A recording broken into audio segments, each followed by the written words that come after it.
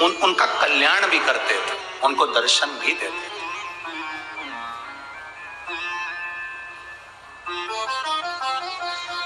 उनको दर्शन भी दे रहे हैं।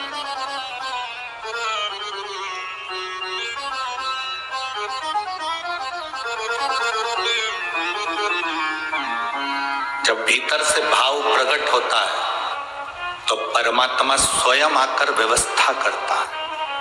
स्वयं जब भीतर से भाव प्रकट होता है तो परमात्मा स्वयं आकर व्यवस्था करता है। स्वयं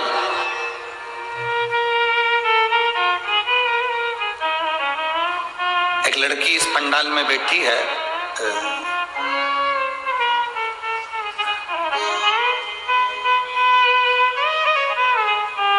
अनीता दादा राजपुरे, कहीं बैठी है?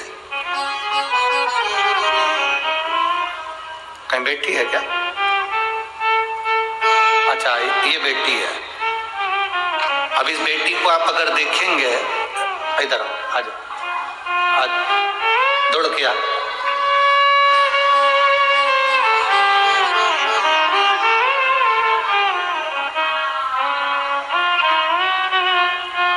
इस बेटी को अगर देखेंगे तो इसकी आर्थिक स्थिति ठीक नहीं है। इतना इसके पास में धन नहीं है कि ये बहुत बड़ी कथा करा सके या बहुत बड़ा भंडारा करा सके या बहुत बड़ी व्यवस्था कर सके। और इस बेटी को मैं धन्यवाद इसलिए दूंगा, यहाँ भंडारे में लोग कम से कम 2 लाख से लेकर 2.5 लाख लोग प्रतिदिन भोजन कर रहे हैं और एक दिन का 2.5 लाख का भोजन इस बेटी ने करा दिया।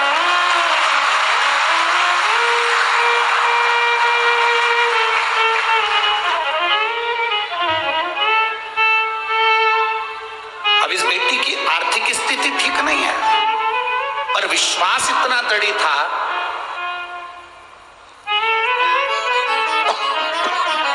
भरोसा इतना दृढ़ था। इसने बंडू भैया से कहा, बंडू भैया ने हमारे पास सूचना पहुंचाई संजय बाबू ने कि जाधव जी ने कि गुरुजी भंडारा तो चल रहा है, हम तो लाए हैं सब वस्तु, पर इस बेटी का बड़ा मन है, आपका क्या कहना? हमने कहा उसका मन है तो तुम उससे एक दिन का भंडारा। हमने उससे कहा कि उसके पास में धन की कमी हो तो समिति पूरा पूर्ण करे या संजय भैया बोले उसमें पूरा अनाज लेकर आई है, वो साथ में कथा सुनने आई है, पूरा अनाज।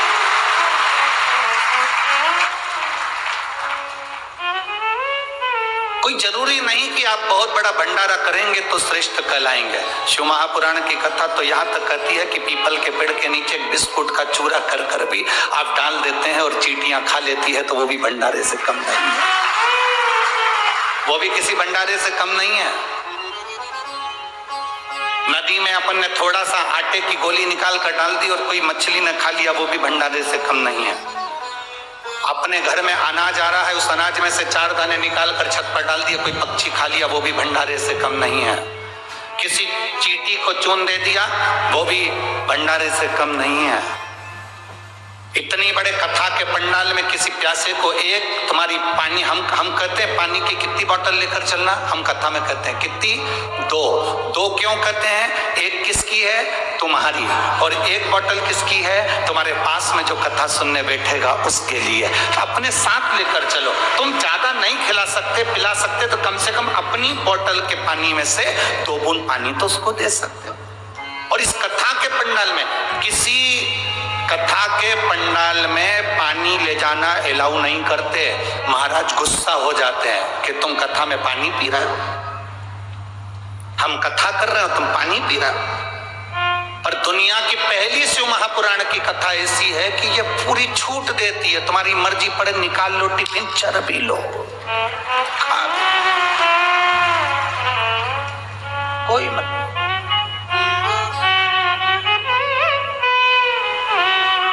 कितनी पानी की बोतल का बोलते हैं हम? जम के बोलो जरा। 2 पानी की बोतल, 1 छाता और 1 बिछाने का आसन, दरी या चादर साथ लेकर चलो। हम हमेशा कहते हैं, उसका कारण चादर इसलिए साथ लेकर चलो मान लो कोई है धूप में बैठा है, अपनी चादर देकर उसके ऊपर आप इतना बड़ा टेंट नहीं लगवा सकते, करोड़ों रुपए खर्च नहीं कर सकते, अपनी 50 रुपए की चादर से 4 लोगों पर छाया कर सकते हो, कथा सुना सकते हो। 100 रुपए की चादर, 500 रुपए की चादर हाथ में पकड़ा कर ले भैया, धूप मत लो, पकड़ लो 4 जनी, बैठ जाओ, कथा सुनो, फिर दे जाना, फिर आ जाना।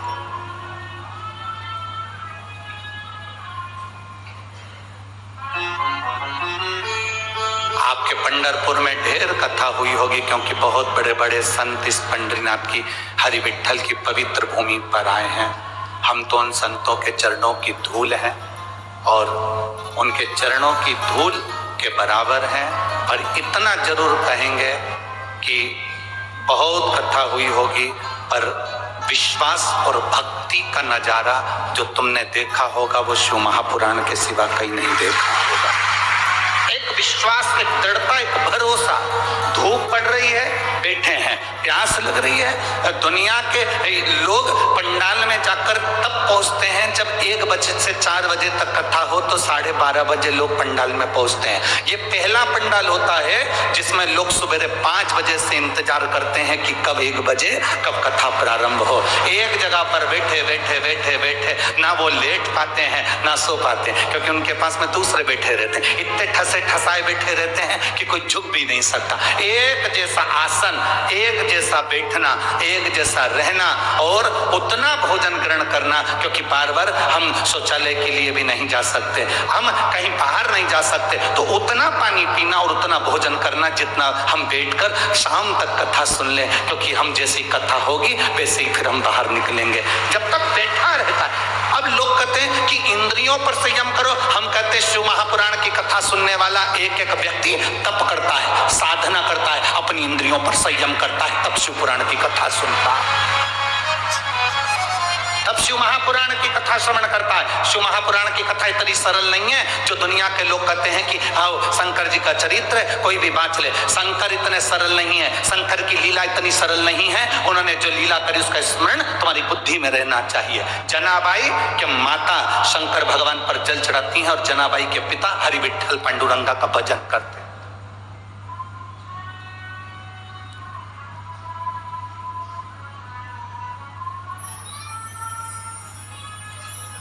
वो 1 लोटा जल लेकर शिव के दरवाजे पर पहुंच जाती है।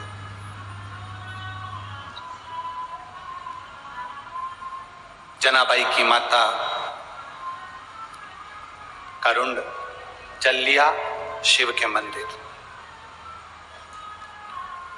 जनाबाई के पिता दमाद जी भगवान की भक्ति में बैठा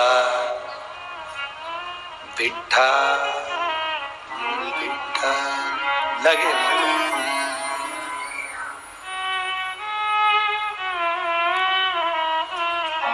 भक्ति कभी खाली नहीं जाती, भक्ति कभी खाली नहीं जाती। इस कथा के पंडाल में एक भाई ऐसा बैठा है जिसका आधा दिमाग, ब्रेन काम करना बंद कर दिया था और उसके पूरे ब्रेन में खून जम चुका था और वो कोमा में चले गया था, पहचानना बंद कर दिया था। फिर उसका ऑपरेशन हुआ, ऑपरेशन में उसकी खोपड़ियां खोल दी गई, उसमें से ब्रेन में से रक्त निकाला गया। डॉक्टर के हिसाब से वो पलंग पर पड़ा रहना था और जिंदगी भर नहीं उठ सकता था। कहीं बैठा हो जिसने पत्र भेजा है, साथ में उसका फोटो भी लगाया है, कहीं बैठे हो तो हाथ हिला सकते हैं। मेरा नाम सो अलका मधुपुर पंचाल है, मैं परली बैजनाथ की रहने वाली हूँ। मेरा मोबाइल नंबर ये है, कहीं बैठी हैं तो हाथ हिला सकती हैं। अगर कहीं बैठी हो आप ही हैं, हाथ हिला सकती हैं। भाऊ आए हैं के साथ में? मेरा बेटा डॉक्टर है, मेरा बेटा स्वयं डॉक्टर है गुरुजी। पत्र पढ़िएगा जो एलईडी पर चल रहा है और आस्था चैनल पर चल रहा है। महाराज जी, मैं भोले बाबा का क्या गुणगान करूं। मेरा नाम सो अलका मधुकर पंचाल है। मैं परली बैजनाथ की रहने वाली हूँ। मेरा मोबाइल नंबर ये है। मेरा बेटा, बड़ा बेटा डॉक्टर है। मार्च 10वें महीने में 2023 को सुबह से सर दर्द हो रहा था। दाएं आंख की लाल हो गई थी। वो डॉक्टर था, इसलिए उसने हर दवाई तुरंत मिली और 13 मार्च 2023 को वो सुबह हॉस्पिटल में गया था। उस समय उसे सर दर्द होने लगा। इस समय वो इतना दर्द हुआ कि घर आया। तब हम उसे पुणे में सह्याद्री हॉस्पिटल में सीटी स्कैन कराने के लिए ले गए। उसके रिपोर्ट में आया और पता चला कि उसका आधे से ज्यादा दिमाग का हिस्सा सूज चुका है, रक्त जम चुका है, उसके ब्रेन स्टिक बैठ गई है और मस्तिष्क का पैरालिसिस हो गया है। मेरा बेटा खुद डॉक्टर है गुरुदेव, और उसके साथ ऐसा हो गया। तभी मेरा छोटा बेटा बहू मुंबई जज हॉस्पिटल में डॉक्टर है। मेरा छोटा बेटा भी मुंबई के जज हॉस्पिटल में डॉक्टर है। उन लोगों ने उसे जज हॉस्पिटल में दाखिल किया। उसकी कंडीशन बहुत खराब हो गई थी। उसे आईसीयू में रखा गया था। 2 दिन के बाद दिमाग में खून बहने की वजह से दिमाग में प्रेशर नहीं रहा। उसकी कंडीशन बहुत बिगड़ गई और रिस्पांस नहीं दे पा रहा था। उसके शरीर ने काम करना बंद कर दिया था, बुद्धि ने पहचानना बंद कर दिया। सारी स्थिति डामाडोल हो गई। डॉक्टर ने 8 घंटे का ऑपरेशन बताया और उसका 8 घंटे का ऑपरेशन होना था, पर डॉक्टरों के हिसाब से ये उठ नहीं चल पाता था, चल नहीं सकता था, पहचान नहीं सकता था। ये स्थिति उसके दिमाग की हो गई थी। उसकी हड्डी को काटा गया सिर की। उसका ऑपरेशन प्रारंभ हुआ। ऑपरेशन चलता रहा। हम भगवान शंकर का नाम जाप श्री शिवाय नमस्तुभ्यम जपते रहे गुरुदेव। डॉक्टर के हिसाब से बेटा जल्दी ठीक नहीं हो सकता था, कई साल लग जाना थे, पर हमने शंकर का चढ़ा हुआ जल जहां उसका ऑपरेशन हुआ था उसी के पास में केवल उसके गले के नजदीक में लगाना प्रारंभ करा और उसके मुख पर हम शंकर का चढ़ा हुआ जल उसके होठों पर लगा देते थे। बाबा, डॉक्टर के हिसाब से साल, 2 साल, 8 साल, 10 साल कितने लग जाएं, भरोसा नहीं, पर मेरे बाबा ने मेरे बेटे को वापस ठीक कर दिया और मेरा बेटा अब ठीक है। मैं बाबा को यहाँ दंडवत करने के लिए आई। एक बार वापिस हाथ हिला दो बहन। श्री शिवाय नमस्तुभ्यम। मेरे बेटे का मैं फोटो लगा रही हूँ जिस समय वो हॉस्पिटल में भर्ती था उस समय का, और मेरा बेटा जब ठीक हो गया बाबा की कृपा से, इसलिए मैं बेटा जब ठीक हुआ तो उसको प्रणाम करने के लिए मैं आई। बैठिए बहन। श्री शिवाय नमस्तुभ्यम। शिव तत्व है, अवघड़ी है, शंभु। एक लाइन बहुत अच्छी लिखी दीदी आपने, आपको धन्यवाद उस लाइन के।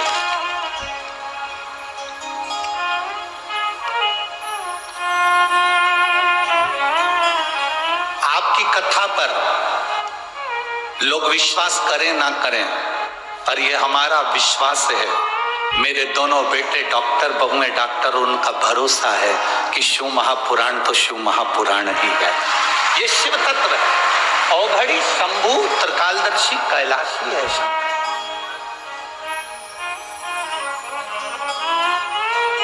आग लगे बस्ती में और अपन रहो मस्त।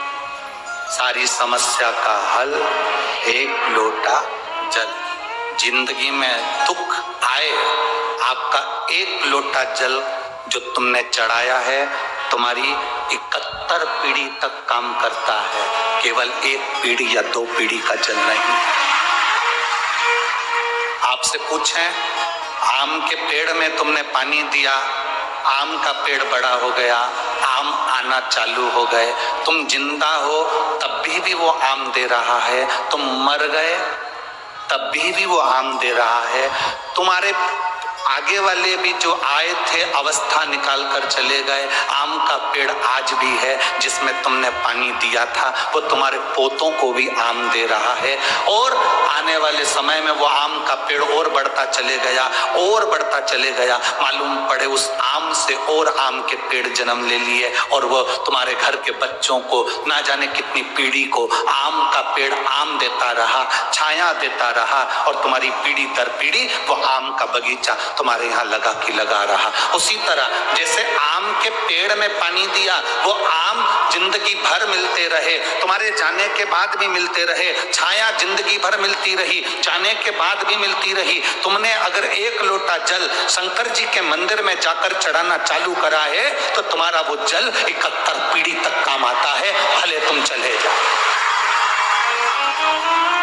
भले तुम चले गए, तुम्हारा जल 71 पीढ़ी तक काम आता है। वो जल कब काम आया? पंडरीनाथ की कथा कर रही है, जनाबाई की कथा कर रही है। जनाबाई की माता एक लोटा जल समर्पित करती थी, पिता श्री हरि विठ्ठल हरि विठ्ठल हरि विठ्ठल का स्मरण करते थे, दोनों भगवत भजन में डूबे रहते थे। ये शिव तत्व में, वो नारायण तत्व में, दोनों डूबे हुए हैं। बेटी का जन्म हुआ, थोड़ा सा समय निकला जनाबाई के जन्म का, थोड़ा सा समय, और करुण की तबीयत, मां की तबीयत खराब हो गई, स्वास्थ्य गड़बड़ हो गया, स्वास्थ्य गड़बड़।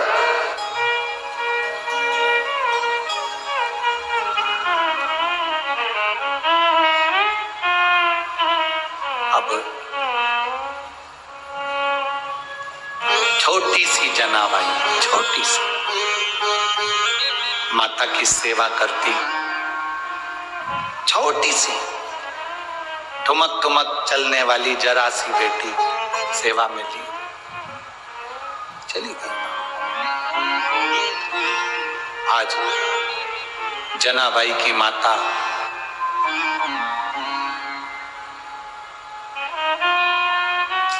दरी पर पड़ी है, पलंग पर पड़ी है, अंतिम सांसें गिन रही है, अंतिम सांसें।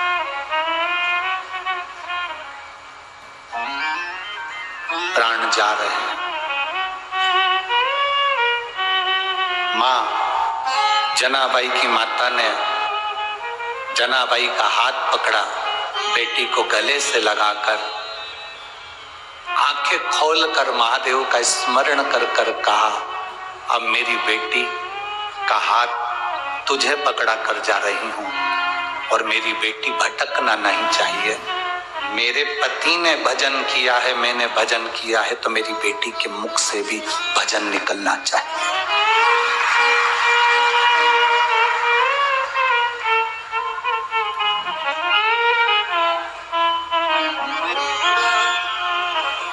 बेटी त्याग की मूरत होती है।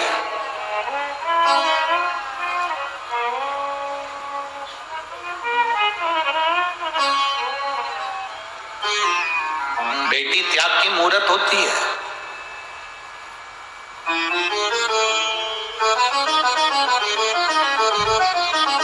अपने भाई को रखने के लिए बेटियां अपने प्राणों को भी त्याग देती है। उसमें से एक है माता यशोदा जी की बेटी एकांगना। वसुदेव जी कृष्ण को रखकर चले गए, और नंद बाबा अपनी बेटी को उठाकर वसुदेव जी को दे देते हैं कि कंस के हाथ में दे देना और मार देगा।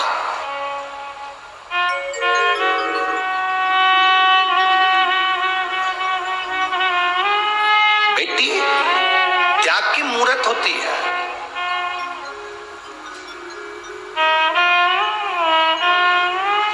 दशरथ जी कौशल्या मैया अपनी बेटी शांता को पेटी में बंद कर कर छुड़वा देते हैं।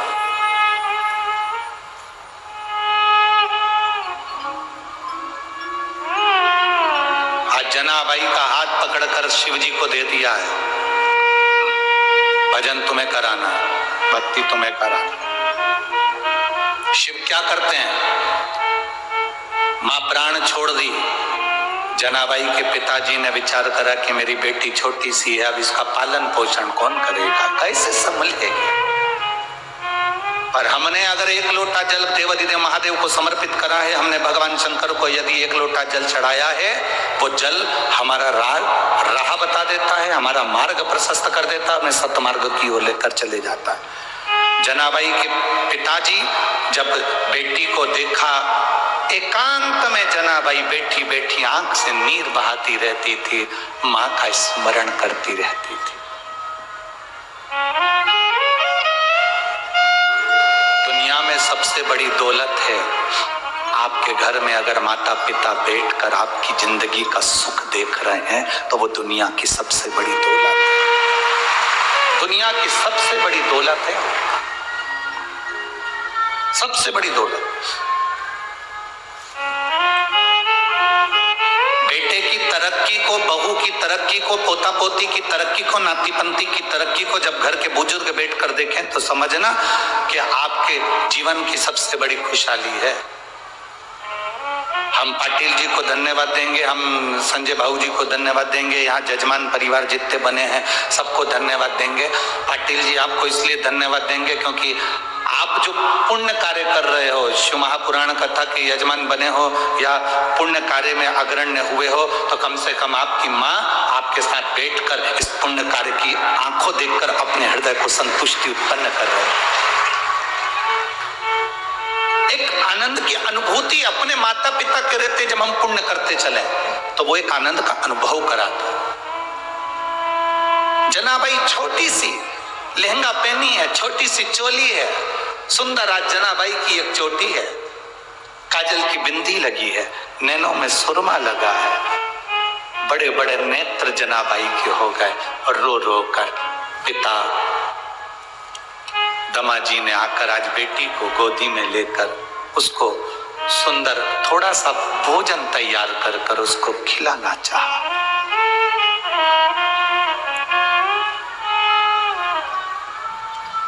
खिलाना चाहा। लोग कहते हैं बेटी विदा होती है तो माँ सबसे ज्यादा रोती है। शिव पुराण कहती है कि बेटी विदा होती है तो सबसे ज्यादा बाप रोता है, पिता।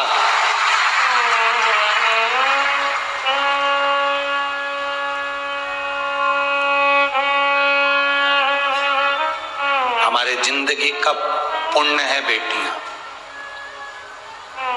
रोटी का छोटा सा टुकड़ा उठाकर जब जनाबाई के मुख में दिया है,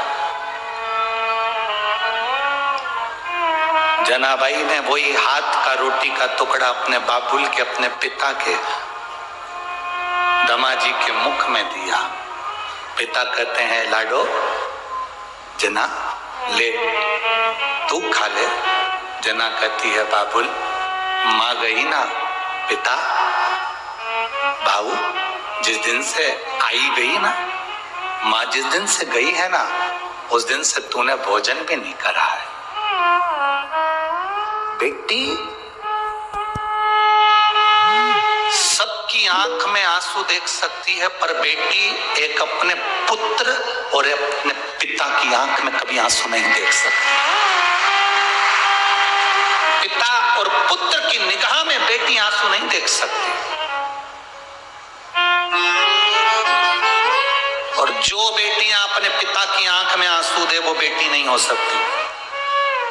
जो पिता को रोता हुआ छोड़कर किसी दूसरे धर्म के व्यक्ति के साथ चली जाए वो बेटी नहीं हो सकती।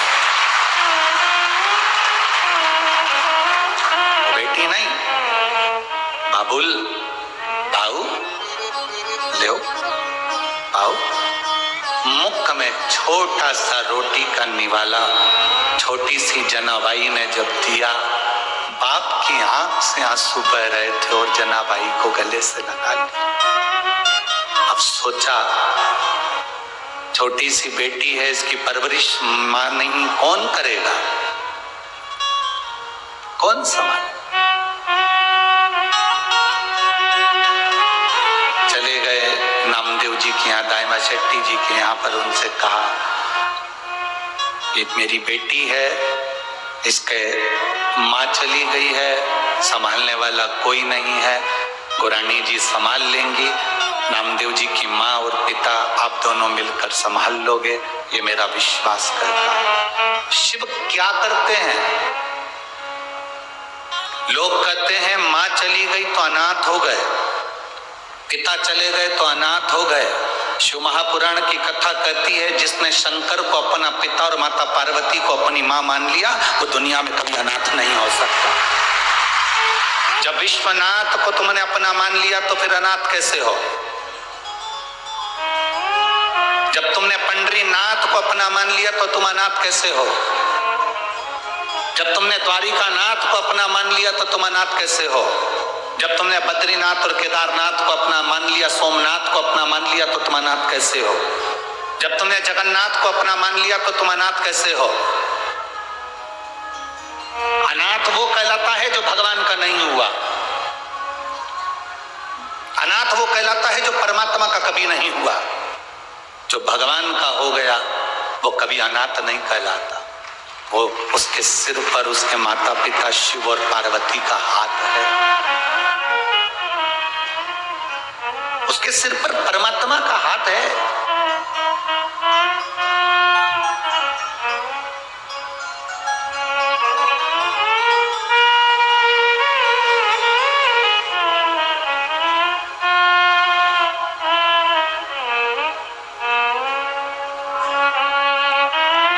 भगवान की भक्ति, भगवान का भजन, भगवान का स्मरण आप कर रहे हो तो ये आपके अंदाजे में रहना चाहिए कि शिव आपके साथ है, हरि आपके साथ है।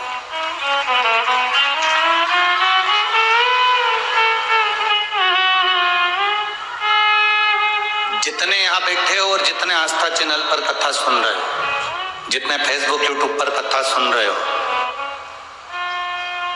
आपका पुराना कोई संबंध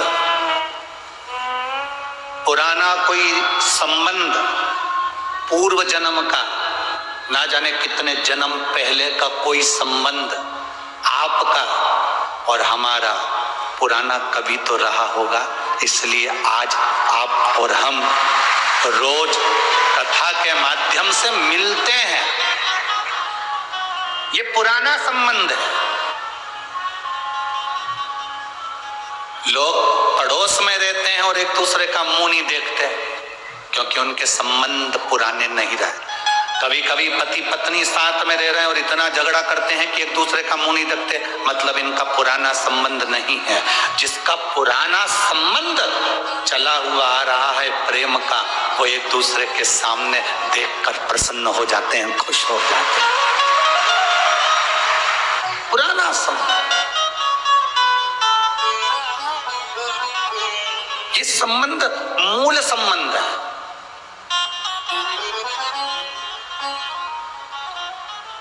मूल संबंध। महाराज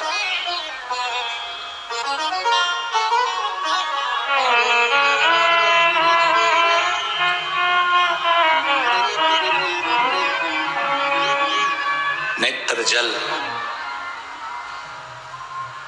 आंख में आंसू जनाबाई को लेकर दमाजी दामा शेट्टी जी के यहाँ पर पहुंचते हैं, नामदेव जी के यहाँ पहुंचते हैं। बेटी को कहते हैं, लाडो अब तुम्हारे माता पिता ये हैं, ये समझकर तुम यहाँ रहो, तुम्हारी ये परवरिश नामदेव जी की माता गौराणी जी कर ले। बेटी कहती है, बाबुल भाऊ मैं भूखी रह लूंगी, तुझसे कुछ नहीं मांगूंगी पापा, बाबा कुछ नहीं मांगूंगी मैं, मुझे मत देना कुछ भी। पर पिता अपने लाड़ों को, अपने कलेजे के टुकड़े को अलग तो मत कर, मत देना मुझे कुछ। पर जनाबाई के पिताजी ने विचार करा कि अगर बेटी अकेली रहेगी, मैं काम पर चले जाऊंगा, कोई घर में घुस गया, मेरी बेटी छोटी सी भोली सी, इसके साथ कोई गलत कृत्य ना हो, मेरी बेटी कहीं भटक ना जाए, ऐसे घर में दे दूं जहां संस्कार इसको मिलते रहें और मेरी बेटी हरि विठ्ठल का भजन करती रहे, भगवान का भजन करती रहे। दुनिया का कोई बाप नहीं ऐसा कि बेटी को खड्डे में डालेगा, कचरे में डालेगा। पिता जब बेटी की शादी करता है, अच्छा घर देखता है, काम धंधा देखता है, व्यापार देखता है, व्यवसाय देखता है, लड़का देखता है, सब कुछ अच्छा देखता है। पर पिता क्या कर सकता है? उसने बेटी की किस्मत थोड़ी ना देखी है कि उसके भाग्य में क्या लिखा हुआ।